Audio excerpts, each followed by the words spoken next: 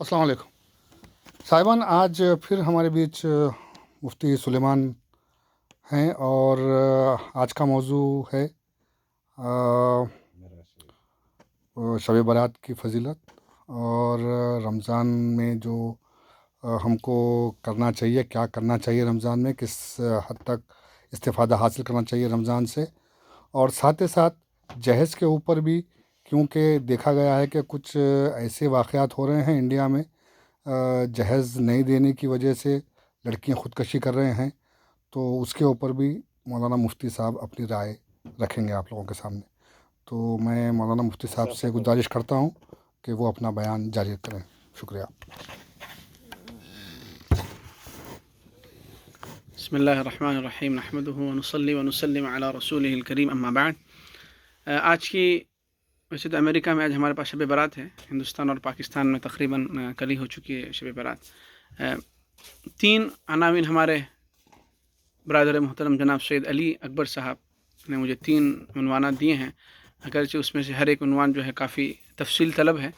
میں کوشش کروں گا اس بات کی کہ اس کو بہت ہی مختصر طریقے سے آپ کے سامنے پیش کروں۔ نمبر 1، پہلی بات شب برات سے متعلق ہے، اور جو ہمارے پاس شب برات کے عنوان پر جس طریقے کی بدعات اور خرافات ہوتی ہیں، اور جس کی بنیاد پر لوگ اس شب برات کی اہمیت کو کھو دیتے ہیں، یہ بہت ہی اس بات کو سمجھنے کی ضرورت ہے کہ اس رات کا اللہ نے اس رات کو اللہ سبحانہ و تعالیٰ کا دینے کا مقصد کیا تھا، نمبر 1۔ پھر نمبر 2، اس کے بالمقابل کچھ ایسے لوگ ہیں جو اس رات کی اہمیت کو مانتے ہی نہیں ہیں، تو لہذا ہمیں دونوں کے درمیان میں راستہ یہ نکالنا ہے کہ اس رات کی اہمیت ہے، اور حضور صلی اللہ علیہ وسلم اس رات میں قبرستان تشریف لے بھی گئے تھے، اور آپ نے وہاں جا کر قبرستان میں مردوں کی زیارت بھی کی تھی، ان کے لیے دعا مغفرت کی تھی۔ تو ہاں، یہ الگ بات ہے کہ اس کے لیے کوئی پرٹیکولر کوئی چیز جو ہے عبادت حضور سے ثابت نہیں ہے، اور صحابہ سے بھی ثابت نہیں ہے، لیکن حضور نے اس رات کی اہمیت بتائی ہے کہ اللہ سبحانہ و تعالی ایمان والوں کے گناہوں کو، قبیلہ بنو کلب کے جو بکریاں تھیں ان کی بالوں سے زیادہ اگر کسی کے گناہ ہوں اللہ تعالیٰ بھی معاف کر دیتے ہیں اس رات کے اندر، تو لہذا اس رات کی اہمیت پر تو کوئی کوشچن نہیں ہے۔ اب رہی دوسری بات، دو تین چیزیں جو بہت ہی اہم شیئر کرنی ہے جو اس رات سے ہمیں حاصل کرنی۔ نمبر 1، یہ صرف آج کی رات کا مسئلہ نہیں ہے بلکہ ہر ہفتے کا مسئلہ ہے کہ کون سی چیزیں انسان کی مغفرت کو بلاک کر دیتی ہے، کون سی چیزیں انسان کی مغفرت کے راستے میں جو رکاوٹ بن جاتی ہیں۔ نمبر 1، شرک۔ نمبر 2، دل کا صاف نہ ہونا اور کسی کے لیے جو دشمنی کو رکھنا، اور نمبر 3 جو ہے اور رشتہ داری کا حق ادا نہیں کرنا۔ یہ تینوں بہت ہی امپورٹنٹ ہیں، اور جس میں شرک جو چیز ہے وہ عقیدے سے تعلق رکھتی ہے، اور جس پر آپ کی پوری اسلام اور ایمان کی عمارت کھڑی ہوئی ہے۔ عقیدہ کے لفظی معنی آتے ہیں کسی چیز کو باندھنے کے، اور ہم عقیدے کو اسی لیے عقیدہ کہتے ہیں کہ وہ آپ کو باندھ دیتا ہے، اور جب اس باندھ میں اگر اس بندھ کے اندر اگر کچھ کمزوری پیدا ہو گئی، اگر لوس پنا پیدا ہو گیا، تو پھر آپ کے تمام اعمال جو ہے وہ شیک ہونا شروع ہو جاتے ہیں۔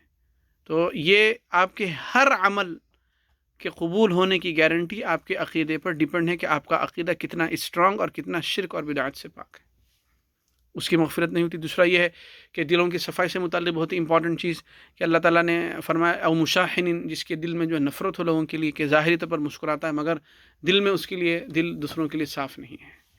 اور یہ اتنا امپورٹنٹ عمل ہے کہ انسان کبھی اسی عمل کی وجہ سے ہو سکتا ہے کہ وہ اس برائی کی وجہ سے وہ ہر سال اللہ کی رحمت سے وہ محروم ہوتا جا رہا ہے، اور اس کی مغفرت نہیں ہو پا رہی ہر ہفتے۔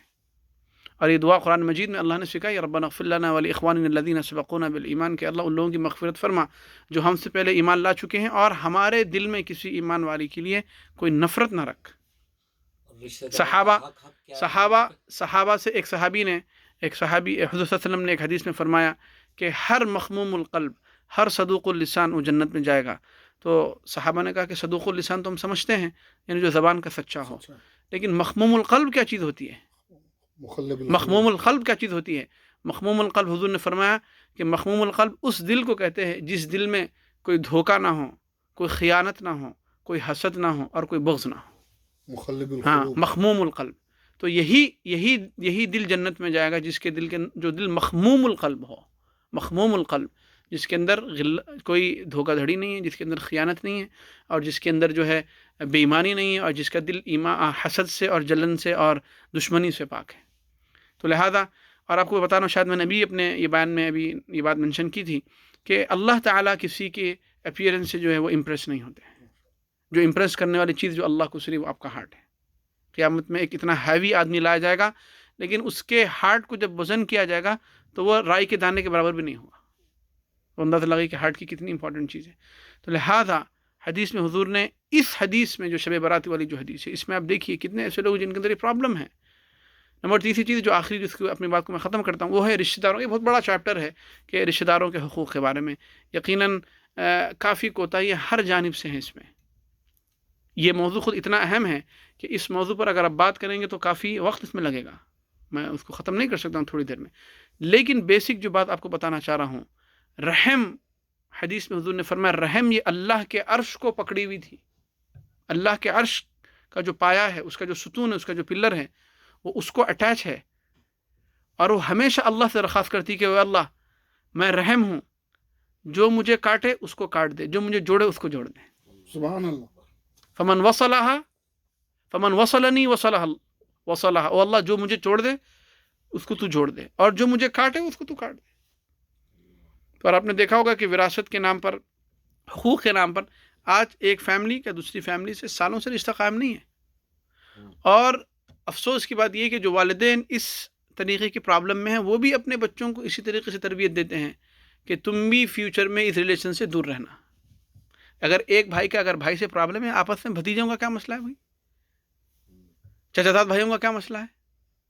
لیکن ایک بھائی کا اگر بھائی سے پرابلم ہے، اگر ان دونوں کے درمیان کوئی ایشو ہے، لیکن ان کی اولاد میں کیوں ایشو ہے؟ یہ بھائی بھائی کا مسئلہ ہے. لیکن گھروں میں ایک ماحول بنا دیا گیا، نہیں ہمارا ان سے پرابلم، تم بھی اس سے بائیکاٹ کر دو. اب دیکھیے یہ کتنی سخت وعید ہے. حدیث میں حضور اقدس صلی اللہ علیہ وسلم نے فرمایا کہ جو شخص اللہ اور یوم آخرت پر ایمان رکھتا ہے اس کو چاہیے کہ وہ اپنے رشتہ داریوں کا حق ادا کرے. اگر وہ ادا نہیں کرتا ہے تو وہ گناہ کبیرہ کا مرتکب ہے.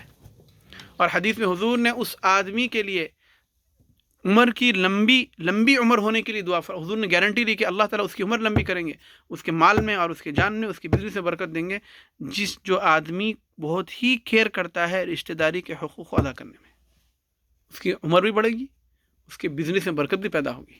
یہ حدیث میں من احب ان یبسط له فی رزقه وینسأ له فی اثره فلیصل رحمہ. اور یہ قرآن میں اللہ نے سورہ نساء کی پہلی آیت ہے، اللہ نے فرمائی واتقوا اللہ الذی تساءلون به والارحام، ڈرو اس اللہ سے جس کے واسطہ دے کر تم ایک دوسرے سے مانگتے ہو، اور ڈرو رشتہ داریوں کے حق ادا کرنے میں اللہ سے. سورہ نساء کی پہلی آیت ہے. تو لہذا یہ چیز جو قاطع رحم ہے، ایک صحابی حضور کے پاس آئے، انہوں نے حضور سے پوچھا حضور صلہ رحمی کیا چیز ہے؟ میرے ایک فیملی ہے، میں ان سے جوڑنا چاہتا ہوں، ان سے ٹوٹتے ہیں. میری ایک فیملی ہے، میں ان سے ایک دوسری فیملی جو میں ان سے اچھا رہتا ہوں وہ میرے سے اچھا رہتے ہیں. حضور نے فرمایا صلہ رحمی یہ نہیں ہے کہ جو تمہارے ساتھ اچھا رہے تم بھی اس کے ساتھ اچھا رہو. نہیں، یہ صلہ رحمی نہیں ہے. صلہ رحمی یہ ہے کہ وہ تمہارے ساتھ خراب رہ رہے ہیں، تم اچھا رہ رہے ہو اس کے ساتھ. دیٹ از دا ریئل صلہ، یہ ریئل صلہ رحمی ہے. یہ تو اس کو ہم سمجھنا ہے، اور اسی وجہ سے حضور نے اس کی اہمیت بیان فرمائی کہ لیس الواصل بالمکافی ولکن الواصل الذی اذا قطعت رحمہ وصلها. صلہ رحمی وہ نہیں ہے جو مکافات کرے. مکافات مطلب ان ریٹرن سیم، کہ آپ بھی اچھے وہ بھی اچھے. یہ صلہ رحمی نہیں ہے، وہ خراب آپ اچھے، یہ صلہ رحمی ہے.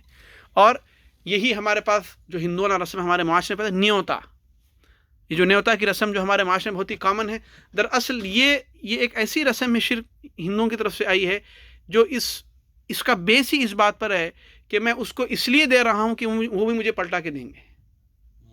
ہمارے رشتہ داروں میں سب سے بڑا جو مسائل ہیں آج کے دور میں، سب سے بڑے، چاہے وہ تقریبات کے اندر ہوں، وہ نکاح کے اندر ہوں، یا دعوتوں کے اندر، جو رشتہ دار میں جو پرابلم ہو رہے ہیں، وہ جب کسی کا اگر حق بھی ادا کر رہے ہیں، کسی کے ساتھ احسان بھی کر رہے ہیں، تو ان کو یہ توقع ہے کہ وہ لوگ بھی پلٹا کر کریں گے ان کو، کہ میں نے ان کو یہ کیا تھا، انہوں نے ان کو یہ نہیں کیا. میں ان کی شادی میں یہ لے کر گیا تھا، وہ مجھے نہیں لے کر گئے. میں نے ان کی بچی کو یہ گفٹ دیا تھا، انہوں نے گفٹ. یہ نیوتا کی جو رسم ہندوانہ ہے.